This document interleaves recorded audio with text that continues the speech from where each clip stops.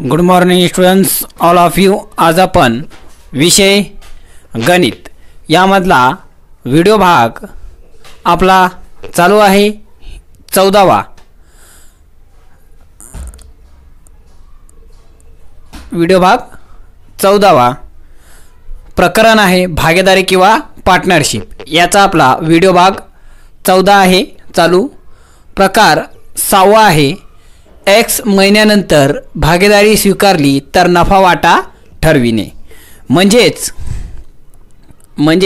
X महिन्यानंतर म्हणजेच आपण जर एखादा बिझनेस सुरू केला तर त्यात जर एखादा जर पार्टनर 1 वर्षासाठी तो बिझनेस चालू केला आणि एखादा जर पार्टनर 2 महिन्यानंतर आला तर अशा परिस्थितीत नफा कसा वाटायचा आहे ते आपण शिकणार आहोत. म्हणजे सुरुवातीपासून एखादा पार्टनर आपल्यासोबत नसेल पण काही महिन्यानंतर किंवा काही वर्षानंतर काही दिवसानंतर तो त्या आपल्या व्यवसायात भागीदारी घेणार तर शेवटी जो आपल्याला नफा उरणार तर तो आपण कसा विभागणार हेच आपण आज पाहणार आहोत.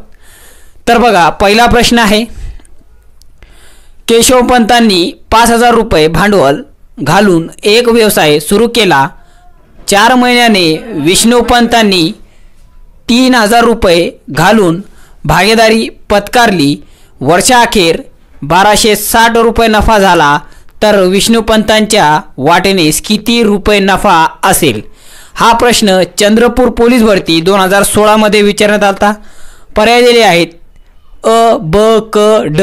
तर पहिला आहे 380, दुसरा आहे 360, तिसरा आहे 340, चौथा आहे 320.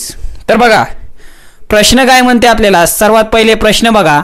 प्रश्न आपल्याला म्हणते की केशवपंत नावाचा एक व्यक्ती होता, त्याचा आपण के देऊ. बघा, त्याचा आपण के घेऊ. त्यानंतर केशवपंत ह्या व्यक्तीने किती रुपये टाकले तर 5,000 रुपये त्यांनी टाकले. ही रक्कम टाकली त्यांनी आणि एक बिझनेस त्यांनी सुरू केला. किती वेळेसाठी तर वर्षाअखेरच म्हणते. याचा अर्थ 12 महिने किंवा 1 वर्ष. तर आपण इथे 1 वर्ष घेऊ. वर्ष 1 घेऊ म्हणजेच काय घेऊ आपण इथं वेळ. काय घेऊ आपण वेळ. ओके, गुणिला रक्कम. तुम्हाला माहीत आहे व्हिडिओ भाग तुम्ही 1, 2, 3, 4, 5 पाहिलेले आहेत. त्यास तुम्हाला माहीत आहे रक्कम गुणिला वेळ म्हणजे काय.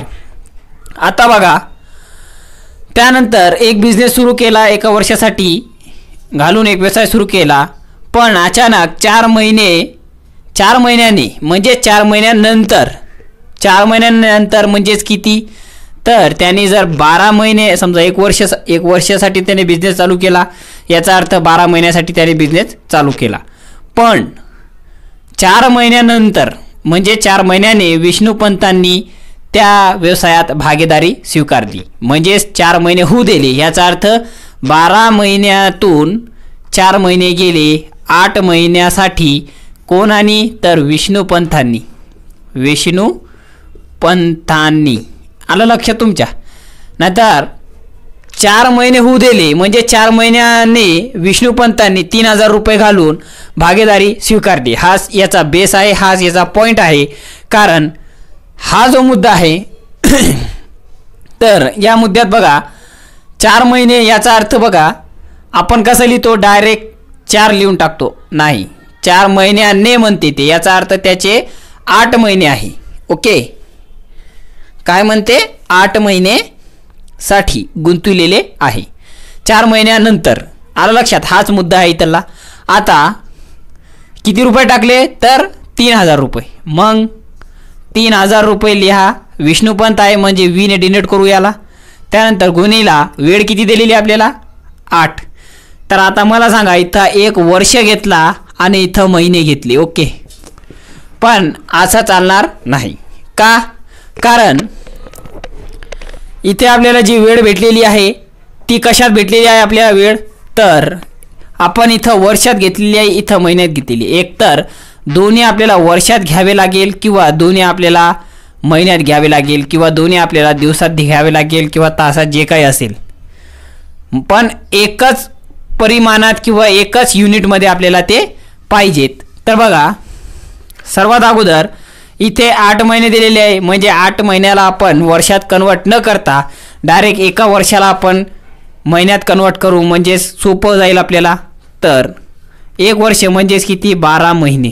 ओके, तर आपण असं म्हणू शकतो विद्यार्थी मित्रांनो की केशवपंतांनी 5,000 रुपये 12 महिन्यासाठी घातले, त्यानंतर विष्णुपंतांनी 3,000 रुपये 8 महिन्यासाठी घातले. आता यानंतरचा कसं सोडवायचं तुम्हाला माहिती आहे, व्हिडिओ तुम्ही पाहिलेले आहेत. आपला 5 व्हिडिओ बेसिक जो याच्यावर आपण तयार केले होते ते तुम्ही पाहिलेले आहेत. तर बघा बेस काय होता 4 महिन्यांनी, याचा अर्थ एकूण बिझनेस किती होता तो 1 वर्षाचा होता. सर्वात अगोदर जर असा प्रश्न पडला तर त्यात पाहायचा काय आपल्याला, तर तो बिझनेस किती वेळेसाठी आहेत, एकूण वेळ किती आहे त्याची, म्हणजे किती वेळेपर्यंत तो बिझनेस चालू केलेला आहे, तर तो पाहायचा आहे. त्यानंतर पाहायचा आहे की कोणी पार्टनर किती महिन्याने किंवा किती महिन्यासाठी किंवा किती महिन्यानंतर आला तो पाहायचा आहे. जर इथे 60 असता तर आपण डायरेक्ट 4 महिने घेतले असते, पण इथे ने आहे किंवा नंतर आहे हा शब्द आहे, म्हणून आपण 12 एकूण महिन्यातून एवढे महिने वजा केले, जे उरलेले आहेत तेवढे महिन्यासाठी तो पार्टनर आलेला आहे त्या व्यवसायात. आलं लक्षात. आता तुम्हाला माहीत आहे रक्कम गुणिला वेळ बरोबर काय असतो, तर नफा. पण हा नफा आपण कसा विभागतो, तर त्या नफ्याचा आपण गुणोत्तर काढतो, नंतर तो वाटणी करतो. आलं लक्षात. म्हणजेच रक्कम गुणिला वेळ बरोबर नफ्याच्या गुणोत्तरात आपण वाटतो. आलं लक्षात. आता बघा सर्वात अगोदर 12 आणि याचा गुणाकार करायचा आहे, म्हणजेच काय येणार आपल्याला नफा येणार आहे. बरोबर नफा लिहून घेतो इथं गुणिला बरोबर. ओके, आता बघा हा सूत्र आहे आपला, वेळ गुणिला रक्कम बरोबर नफा. 5,000 गुणिला 12 करायचे आपल्याला. तर असं न करता आपण डायरेक्ट कसं लिहू, 5,000 गुणिला 12 भागिला 3,000 गुणिला 8. ही शॉर्टकट मेथड आहे. बघा शेवटी तुम्हाला भागच देणं आहे. याचा पण उत्तर जर तुम्ही काढला, समजा याचा उत्तर जर तुम्ही x काढला आणि याचा उत्तर जर तुम्ही y काढला, तर तरी तुम्हाला यांना भाग द्यायचा आहे, कारण हा नफा आणि हा नफा काय, तर यांचा काय आपल्याला गुणोत्तर काढायचा. आणि गुणोत्तर म्हणजेच काय, असं लिहा किंवा असं लिहा काही हरकत नाही, किंवा असं लिहा काही हरकत नाही, याला गुणोत्तर असंच लिहितात. शेवटी भागाकारच करणं आहे. याचा अर्थ मग आपण ऑलरेडीच गुणाकार सोबतच भागाकार करू, म्हणून आपण अशी मांडणी केलेली आहे शॉर्टकटमध्ये. आता बघा 3 कटले 3 कटले 3 एका 3 3 चूक 12. त्यानंतर उरलं किती 5 गुणिला 4 भागिला 8 उरलेले आहेत, बरोबर 5 चूक 20 आणि खाली 8 उरलेले आहेत. परत याला भाग जाते का, तर जाते. 2 10 20 आणि 2 चूक 8. परत याला भाग जाते का, तर जाते. 2 5 10 2 2 4. आता याला भाग जात नाही. आलं लक्षात कसं सोडवलं आपण. ही शॉर्टकट मेथड आहे सोडवण्याची, गुणाकार करत बसायचा नाही. म्हणजे जर तुम्ही मला अशी मांडणी दिली असेल, वरी 2 संख्यात किती संख्या असू द्या गुणाकारात, खाली किती संख्या असू द्या गुणाकारात, आणि त्या वरचा गुणाकार आणि खालचा गुणाकार हे जर भागाकारात असेल, तर आपल्याला डायरेक्ट असा पण भाग तोडू शकतो आपण, असा पण तोडू शकतो, असा पण कुठेही भाग तोडू शकतो. म्हणजे ऑलराऊंड आपण इथं भाग तोडू शकतो. आलं लक्षात. पण ऑलराऊंड कोणत्या, तर आपण समोरासमोर असा भाग तोडू शकत नाही. हा भाग तुटणार नाही, हा भाग तुटणार नाही, कारण हे आपापसात गुणाकारात आहे. हा भाग आणि हा भाग, हा भाग आणि हा भाग तुटणार नाही. असा भागाकार होईल, असा भागाकार होईल, असा होईल, असा होईल. पण इथे ऑलराऊंड न म्हणता इथे असा भागाकार होणार नाही. ओके, बाकी ऑलराऊंड होणार आहे. आलं लक्षात. आता आपल्याजवळ संख्या मिळालेली आहेत, मग याला पुसून टाकू आपण. आपल्याला जे पाहिजे होतं ते भेटलं आपल्याला. किती भेटलेला आहे 5/2. याचा अर्थ आपण म्हणू शकतो की केचा नफा म्हणजे केशवपंतांचा नफा किती आहे 5, आणि विष्णुपंत यांचा नफा किती आहे 2. ओके, आता मला सांगा इथं काय आहे 2 आणि 5 हे काय, तर हे नफा आहे. पण कशात आहे, नफा तर आहे पण कशात आहे, गुणोत्तरात आहे, गुणोत्तरात. ओके, आणि आपल्याला दिलेला एकूण नफा तर आहे. एकूण नफा किती आहे 1260 रुपये. ओके, पण एकूण नफा आहे, हा एकूण नफा आहे. इथं पण नफा आहे, फक्त हा एकूण नफा आहे, पण कशात आहे, रुपयात आहे. ओके, आता इथे विकेट पडते विद्यार्थी मित्रांनो. इथपर्यंत सोडू शकतो आपण. पण यानंतर सोडवणं कठीण जाते, त्यामुळे आपला प्रश्न चुकतो. बघा काय करायचं आहे सर्वात अगोदर, तर एकूण नफा आहे, एकूण नफा आहे. एकूण नफा जर हा आहे आणि हा जर नफा जर तुम्हाला विभागलेला असेल, हा नफा आहे, तर या विभागलेल्या नफ्यांची बेरीज करायची. म्हणजेच किती होणार, 5 + 2 बरोबर 7. ओके, म्हणजेच 7 हा काय झालेला आहे, एकूण नफा झालेला आहे. एकूण नफा पण कशात आहे, हा गुणोत्तरात आहे. आलं लक्षात. आता हा एकूण नफा भागिले किती करायचे, 1260. का, कारण हे दोन्ही नफे एकूण आहेत आणि आपापसात काय असतात मग बरोबर असतात. कारण दोन्ही एकूण नफा आहेत, हे पण एकूण नफा, हे पण एकूण नफा, फक्त हे रुपयात आहे, हे गुणोत्तरात आहे, म्हणून हे आपापसात काय होणार, बरोबर होणार आहेत. म्हणून 1260 भागिले किती घ्यायचे, 7 असं पण लिहा, किंवा 1260 भागिले 7 असं पण लिहिला, किंवा 1260 भागिले 7 असं पण लिहिला तरी सारखंच पडते. ओके, तर यामधला आपण कोणताच न घेता डायरेक्ट आपण कोणता घेऊ, 1260 बरोबर 7, कारण आपापसात बरोबर आहेत, असं पण केलं तरी चालेल. आलं लक्षात. आता याला सोडवायचा कसा बघा, याला सोडवायचा याचा अर्थ 1260 रुपये बरोबर 7 गुणोत्तर. ओके, 1260 रुपये नफा बरोबर 7 गुणोत्तर नफा, असा याचा अर्थ होतो. आपल्याला पाहिजेत किती, तर कोणाचा म्हणते ते नफा काढा म्हणते, तर विष्णुपंतांचा यांचा आपल्याला नफा काढायचा. याचा अर्थ आपण म्हणू शकतो की 2 गुणोत्तर नफा बरोबर किती रुपये नफा होणार. जर इथे 7 गुणोत्तर नफा जर 1260 असेल, तर 2 गुणोत्तर नफा किती रुपये असेल, असा इथे डायरेक्ट आपण प्रश्न विचारू शकतो. म्हणून याला सोडवायचं आहे. आता तर बघा सर्वात अगोदर काय करायचं आहे, तर याची मांडणी करून घ्यायची. म्हणजेच 1260 बरोबर 7 भागिले 2 बरोबर 1. आता याला भाग द्यायचा आहे, म्हणजेच भाग कितीने जाणार याला, तर 6 7 8 9. याचा अर्थ याला भाग जाणार नाही 7ने.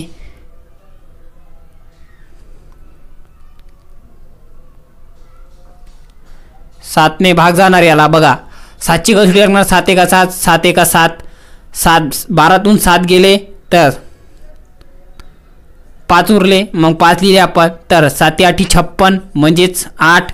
म्हणजेच आपण म्हणू शकतो की 180 क्वेश्चन मार्क बरोबर 1/2. ओके, आता या 1ला काही व्हॅल्यू नाही, या क्वेश्चन मार्कचा उत्तर आपल्याला कसं भेटणार आहेत, तर या दोघं काय आहे, गुणाकारात आहे. जर अशी मांडणी असेल, तुम्हाला अशी मांडणी दिलेली असेल, तर इथं भाग तुटतो, इथं भाग तुटतो, इथं भाग तुटतो, म्हणजेच चौकोन भाग तुटतो किंवा चौरस भाग तुटतो. पण असं भाग तुटत नाही, असं भाग गुणाकार होतो. ओके, म्हणजेच तिरपा गुणाकार होतो. म्हणून 180ची दुप्पट म्हणजेच 9 दूनी 18, 18 दूनी 36. ओके, 36 आणि 1 0 देऊन टाकायचा, म्हणजेच आपण म्हणू शकतो की 360 रुपये केशवपंतांचा नफा आहे. आला लक्षात. जरी तुमच्या लक्षात बसलं नाही तर तुम्ही याला एकदम स्लोमध्ये करू शकता, याची स्पीड व्हिडिओची, आणि हळूहळू पाहू शकता. ओके, आता पुढचा प्रश्न बघूया. बघा विद्यार्थी मित्रांनो, प्रश्न दुसरा आहे आपल्यासमोर. प्रश्न काय म्हणते, रमणने 4000 रुपये गुंतून एक उद्योग सुरू केला. 3 महिन्यानंतर विशालने त्यात 8000 रुपये गुंतविले. शेवटच्या 2 महिन्यांसाठी अमितने 20000 रुपये गुंतविले किंवा टाकले.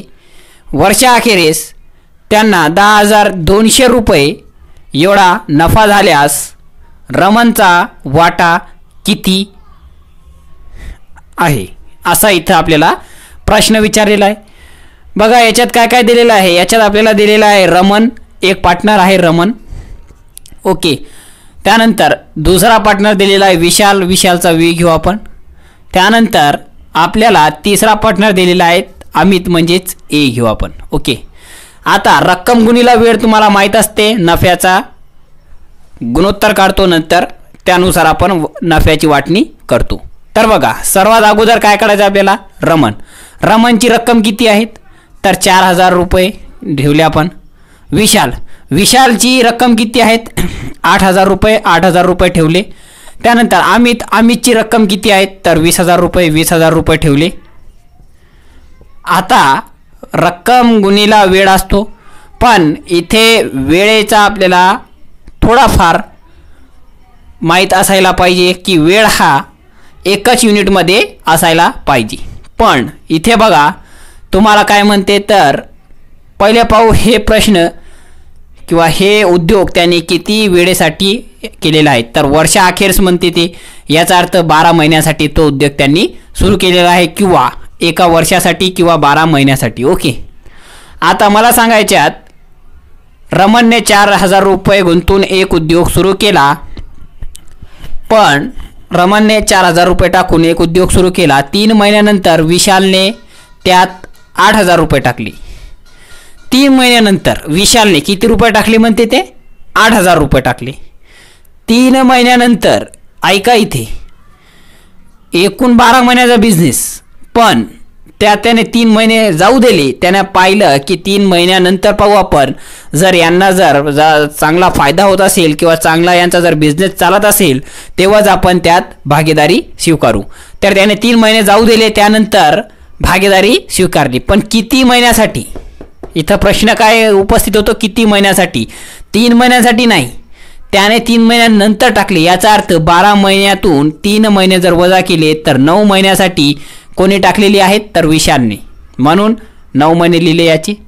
त्यानंतर पुढचा आहे त्यात 8,000 रुपये टाकले, गुंतविले. शेवटच्या 2 महिन्यासाठी अमितने 20,000 रुपये टाकले. शेवटचे 2 महिन्यानं किती 2 महिन्यासाठी, म्हणजेच 2 महिने आहे, शेवटचे 2 महिने आहेत.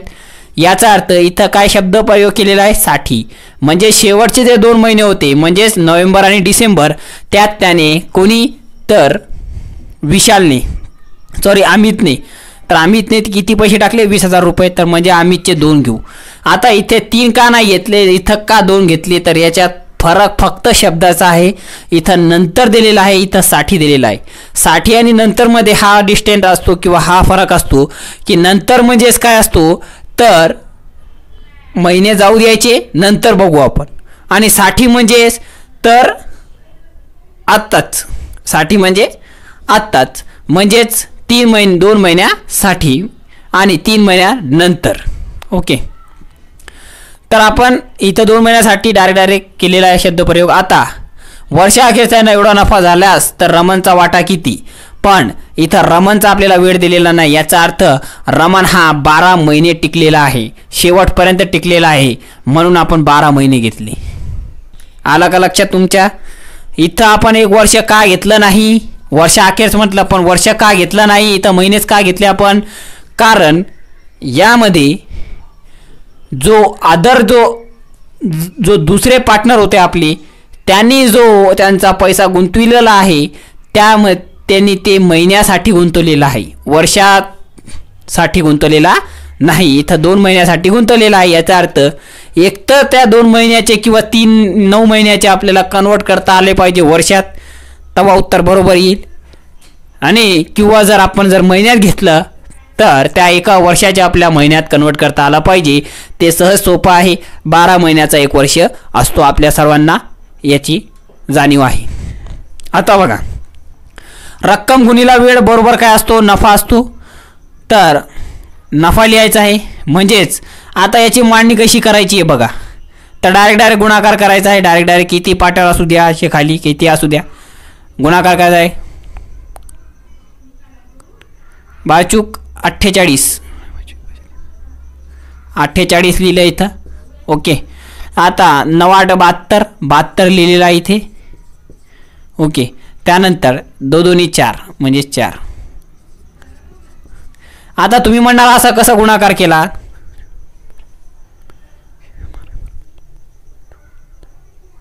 तर बघा इथे आपण काय केलेलं आहे, फक्त हे 0 सोडून दिलेले आहेत आणि डायरेक्ट संख्यांचाच गुणाकार केलेला आहे. 12 चूक 48, 9 8 72, 2 2 4. आलं लक्षात. त्यानंतर याचे 0 4 याला देऊन टाकले, याचे 3 0 याला देऊन टाकले, याचे 3 0 याला देऊन टाकले. आलं लक्षात. आता बघा हे काय आलेलं आपल्याला, नफा आलेला आहे, नफा.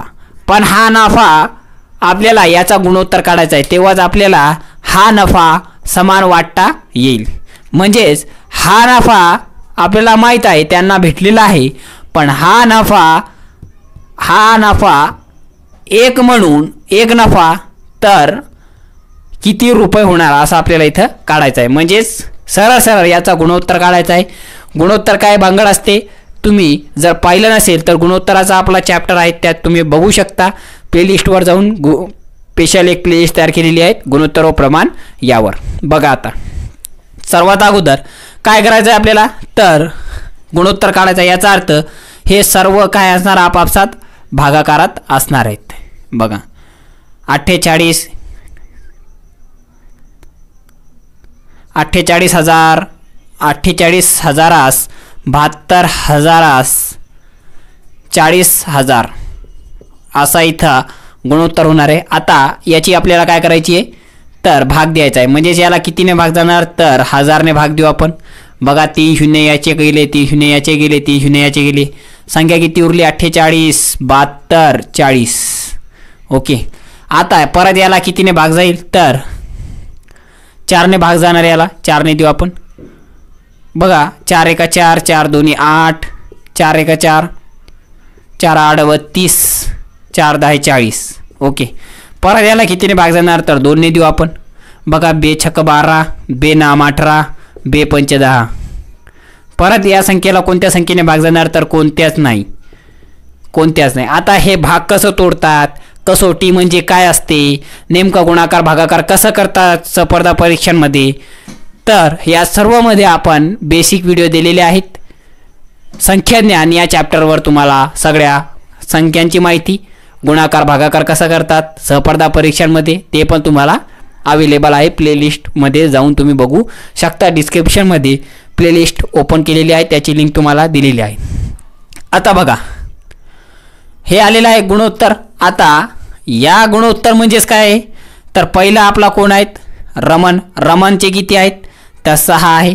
त्यानंतर दुसरा कोण आहेत तर दुसरा विशालचे किती गुणोत्तर आहे 9. तिसरा कोण आहे आपला तिसरा आहेत अमितचे किती आहे तर 5. ओके. आता या सर्वांचं आपल्याला काही काम नाही, आपल्याला गुणोत्तर भेटलेलं आहे. ओके. पुसून टाकू डायरेक्ट. आता इथं काय म्हणते ते बघा. हे आपल्याला नफा भेटलेला आहे. ह्या नफ्याचा काही काम नाही आपल्याला. आता कोणत्या या नफ्याचा काम नाही, या संख्यांचा काम नाही. आता आपल्याला जे पाहिजे होतं ते आपल्याला भेटलेलं आहेत. आता हे काय आहे तर हे जर आहे आपला नफा भेटलेला आहे, पण कशात आहेत तर गुणोत्तरात आहे. ओके. गुणोत्तरात नफा आहे हा, आणि कसा आहे सेपरेट आहे म्हणजे वेगवेगळा आहे नफा पर्टिक्युलरली. आता एकूण नफा किती दिलेला आहे आपल्याला, एकूण नफा दिलेला आहे 10,200 रुपये. आता हा नफा काय म्हणते तर रमणचा वाटा किती आहे याच्यात. म्हणजेच जर गुणोत्तरात रमणचे जर 6 नफा असेल तर रुपयात रमणचा किती नफा असेल असा इथं आपल्याला प्रश्नचिन्ह विचारू शकतो. म्हणजेच बघा हाही नफा आहे, हाही नफा आहे. ओके. पण हा कोणता नफा आहे तर हा एकूण नफा आहे पण रुपयात आहे नफा. ओके. पण हा जो नफा आहे रमणचा हा एकूण नसून हा गुणोत्तरात नफा आहे, आणि एकूण नाही तर हा काय सेपरेट आहे पण नफा आहे पण गुणोत्तरात आहे. आता इथं मध्यात आलेला आहे आपल्या एकूण हा शब्द आलेला आहे. याच्यासाठीच आपल्याला हे जेवढे पण गुणोत्तर काढलेले आहे त्यांची काय करावं लागली आपल्याला बेरीज करावं लागेल. बघा 6 + 9 + 5. आता याला जर 5 दे म्हणजे 10 म्हणजेच 15 आणि 5 20 झालेले आहे. 20 गुणोत्तर आलेला आहे. आता एकूण आपण म्हणू शकतो की गुणोत्तर नफा एकूण किती आहेत 20. आता हा गुणोत्तर आहे रुपयात पण एकूण आहे नफा आहे एकूण आहे पण रुपयात आहे. नफा आहे एकूण आहे पण गुणोत्तरात आहे. याचा अर्थ हे आपापसात काय होणार बरोबर होणार, कारण दोन्ही एकूण नफे आहेत. म्हणून 10,200 बरोबर 20 आलं लक्षात. आता याला भाग द्यायचा आहे. बघा म्हणजेच आपापसात बरोबर आहे. कोणत्याही दोन संख्येच्या मध्ये जर गुणाकाराचं चिन्ह असेल तर ते आपापसात काय होते बरोबर होते. म्हणून भाग देऊ. 1 0 कटला 1 0 कटला. बे एका बे, बे पंच 10, बे एका बे आणि 1 शून्य देऊन टाकला. याचा अर्थ एक इथं उरलेला आहे. 510 रुपये बरोबर 1 गुणोत्तर नफा. जर 510 रुपये नफा बरोबर 1 गुणोत्तर नफा असेल तर रमणचा वाटा किती आपला 6 आहे. याचा अर्थ 6 गुणोत्तर नफा बरोबर किती रुपये असा आपल्याला इथं प्रश्न विचारता येतो. आता इथे कुठंच भाग तुटत नाही बघा. आता इथे कुठंच भाग तुटत नाही याचा अर्थ हा तिरपा गुणाकार होणार आहे. म्हणून आपण याचा गुणाकार करू तर 6 0 0 6 1 6 5 6 30. म्हणजेच आपण म्हणू शकतो विद्यार्थी मित्रांनो की आपला जो रमण आहे त्याला जो नफा भेटलेला आहे तर तो नफा भेटलेला आहे त्याला 30,000 किंवा 3,060 रुपये एवढा त्याला नफा भेटलेला आहे. हे फायनल आपला उत्तर झालेला आहे. आता पुढचा प्रश्न बघूया. बघा आता आपल्याजवळ तिसरा प्रश्न दिलेला आहे. तिसरा प्रश्न काय म्हणते तर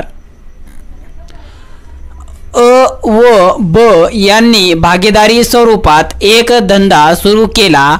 अ ने 1500 रुपये, अ ने किती 1500 रुपये व ब ने 2000 रुपये गुंतविले. 4 महिन्यानंतर क ने त्यात 2250 रुपये गुंतविले. पण 9 महिन्यानंतर ब ने आपली गुंतवणूक काढली. वर्षाअखेरीस 900 रुपयांचा फायदा झाल्यास त्यात ब चा वाटा किती आहे. प्रश्न बघा किती चांगल्या प्रकारे आपल्याला विचारलेला आहे आणि तेवढ्याच चांगल्या प्रकारे आपण याचा उत्तर काढणार आहेत. तर बघा अ ब क हे 3 पार्टनर आहेत. अ ब आणि क. ओके. आता एक धंदा सुरू केलेला आहे. 3 पार्टनर आहेत. अ ने 1500 रुपये टाकलेले आहेत. म्हणजेच रक्कम घेऊ आपण, रक्कम गुणिला वेळ गुणिला. त्यानंतर ब ने किती टाकलेले आहेत तर 2000 रुपये. म्हणून 2000 रुपये याचे लिहून टाकू आपण गुणिला. त्यानंतर 4 महिन्यांसाठी. ओके. त्यानंतर क आहे त्याने 2250 रुपये गुंतविलेले आहेत म्हणून गुणिला हे करून टाकू. आता आपल्याला काढायचा वेळ. पण वेळेचा अशा प्रश्नात वेळेचा आपल्याला काही कॅल्क्युलेशन काढता येत नाही त्यामुळे आपला प्रश्न चुकतो. म्हणून सर्वात अगोदर बघायचं आहे शेवटी काय दिलेलं असते एकूण वेळ दिलेला आहे. मग ते वर्षाअखेर एवढा नफा झालेला आहे. याचा अर्थ तो बिझनेस त्यांचा किती महिन्यांसाठी होता किंवा किती वर्षांसाठी होता तर 1 वर्षांसाठी. म्हणून डायरेक्ट आपण इथं 1 वर्ष लिहू शकतो किंवा 12 महिने लिहू शकतो. आता 12 महिने का लिहू शकतो कारण प्रश्नात उल्लेख केलेला आहे महिन्यानंतर. म्हणून आपण डायरेक्ट 1 वर्ष न घेता डायरेक्ट 12 महिने घेऊ. म्हणजेच इक्वेलिटी बरोबर समान होणार आहे बघा 12 महिन्यासाठी. आता परत प्रश्न बघा. अ ने 1500 रुपये व ब ने 2000 रुपये गुंतविले. 4 महिन्यानंतर क ने त्यात 2250 रुपये गुंतविले. अलग लक्षात. पण 9 महिन्यानंतर म्हणजे 4 महिन्यानंतर बघा याचा घेऊ आपण. 4 महिन्यानंतर क ने त्यात 2250 रुपये गुंतविले. याचा अर्थ 4 महिन्यानंतर. याचा अर्थ 4 महिन्यासाठी नाही गुंतवली त्याने. 4 महिन्यानंतर म्हणजेच 12 महिन्याचा टोटल बिझनेस होता. त्याने 4 महिने जाऊ दिले आणि नंतर त्याने काय केलेलं आहे तर 8 महिने उरले. तर त्या 8 महिन्यांसाठी क ने त्यात पैसे गुंतवलेले. याचा अर्थ क ने 8 महिन्यांसाठी त्या बिझनेस भागीदारी स्वीकारलेली आहेत. आलं लक्षात. हाच याचा मुद्दा आहे, हाच याचा पॉईंट आहे, हाच याचा मेन भाग आहे या प्रश्नाचा. हेच प्रश्नात आपण अडकतो. विद्यार्थ्यांना नंतर आणि साठी भागीदारी आणि गुणोत्तर यामध्ये नंतर आणि साठी या 2 शब्दात फरक कळत नाही त्यामुळे त्यांचा प्रश्न चुकतो. आलं लक्षात. आता बघा पुढचा काय म्हणते. पण 9 महिन्यानंतर ब ने आपली गुंतवणूक काढली. 9 महिन्यानंतर ब ने आपली गुंतवणूक काढली म्हणजेच 12 महिन्यांसाठी बिझनेस होता. पण 9 महिने झाले त्यानंतर ब ने काय केलेलं आहे आपली भागीदारी काढली. याचा अर्थ ब ने 9 महिन्याकरिताच आपले पैसे ठेवले होते त्या भागीदारीत, म्हणून 3 महिन्यांसाठी तो थांबला नाही, नाहीतर त्याचा शेवटी त्याला 12 महिन्यासाठी त्याचा पूर्ण पैसे गुंतवलेले होते, पण त्याने 9 महिन्यानंतर ब ने आपली गुंतवणूक काढली हा शब्द आलेला आहे, 9 महिन्यानंतर आलेला आहे, टाकली नाही त्याने काढली, याचा अर्थ 9 महिन्यापर्यंत त्याच्या ते पैसे त्या व्यवसायात होते, म्हणून ब चे आपण 9 लिहून टाकू.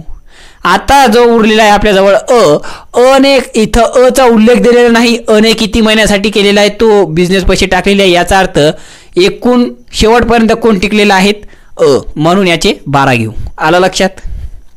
आता बघा याला कसं सोडवायचं आहे.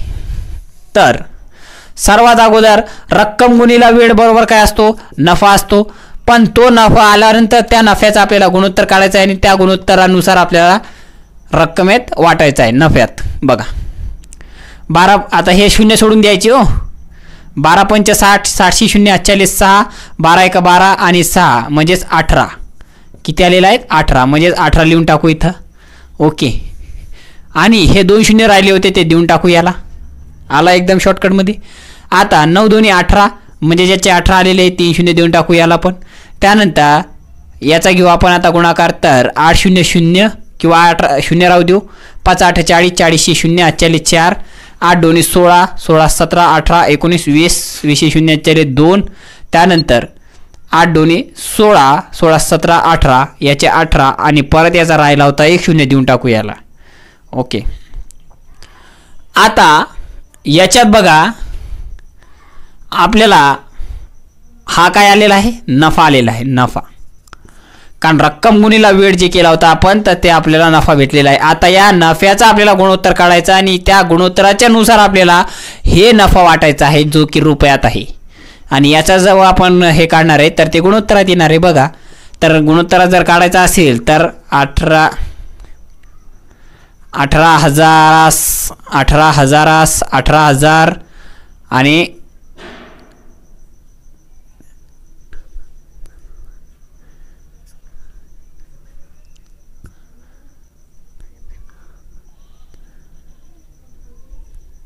बघा 18,000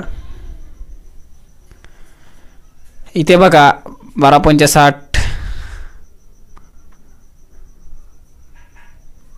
ओके बरोबर आहे. आणि त्यानंतर 18 3 शून्य देऊन टाकले. आता कितीने भाग देईल याला आपण, तर 1000 ने भाग जाईल. बघा 3 शून्य काटले, 3 शून्य काटले, 3 शून्य काटले. परत कितीने भाग जाईल तर 18 ने जाईल. बघा 18 उरले, 18. आता याला सास म्हणतात किंवा याला गुणोत्तर असे म्हणतात. बघा म्हणून आपण याचं वाचन कसं करतात, 18 गुणोत्तर 18 गुणोत्तर 18 गुणोत्तर म्हणत नाही, 18 सास 18 सास 18 सास असं याला म्हणतात. 18 ने भाग जाईल 1 1 1. ओके. आता आलेला आहे आपल्याजवळ 1 1 1. याचा अर्थ अ चा किती आहे 1, ब चा किती आहे 1, क चा किती आहे 1. आता 1 1 काय आहे तर हे आहे गुणोत्तर. काय गुणोत्तर, नफा आहे पण कशात आहे तर गुणोत्तरात आहे. आणि वरी जो आपल्याला प्रश्न जो नफा दिलेला आहे तो कशात आहे तर रुपयात आहे पण नफा आहे. पण हा जे 900 रुपये आहे तो रुपयात नफा आहे पण एकूण नफा आहे, एकूण नफा. पण हा पण जे नफा काढलेला आहे हा आहे अ चा एक नफा आहे गुणोत्तरात नफा. म्हणून यांचे जर हा एकूण नफा आहे आपल्याला काढायचा कशाचा आहे, ब चा वाटा किती म्हणते.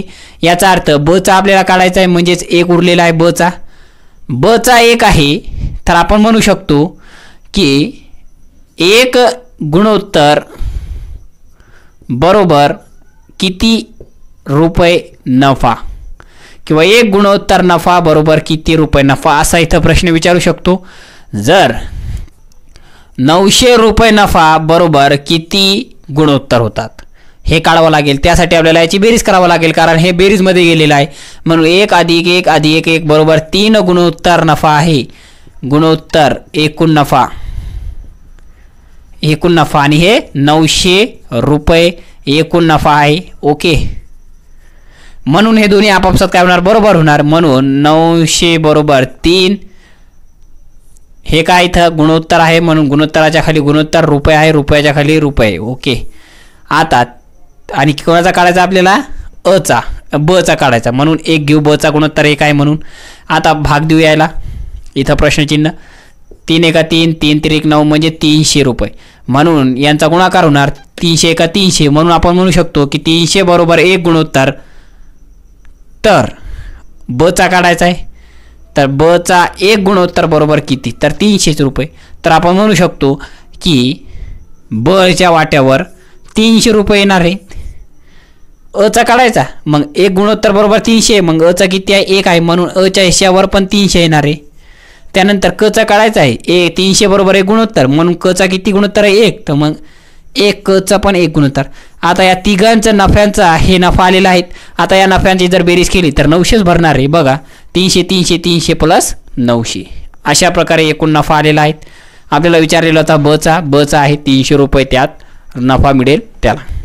तर अशा प्रकारे विद्यार्थी मित्रांनो आपण व्हिडिओ भाग 14वा विषय गणित प्रकरण भागीदारी किंवा पार्टनरशिप याचा व्हिडिओ भाग 14वा प्रकार 6वा X महिन्यानंतर भागीदारी स्वीकारली तर नफा वाटा ठरविणे आपण पाहिलेले आहेत. येथे यानंतर आपण व्हिडिओ भाग 7 बघणार आहोत.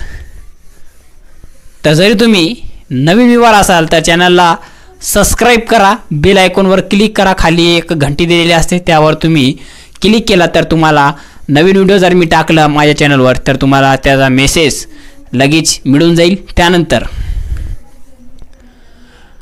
लाईक करा, शेअर करा आणि काही अडचण असेल तर कमेंट्स बॉक्स तुमच्यासाठी ओपन केलेला आहे, ते तुम्ही तुमच्या कल्पना किंवा तुमच्या जे काही अडचण असेल ते तुम्ही मांडू शकता. त्याचा सॉल्व करण्याचा आपण निश्चितच प्रयत्न करू. तर thank you for watching my video. Like करा आणि जास्तीत जास्त जर आवडला असेल तर शेअर करा. धन्यवाद.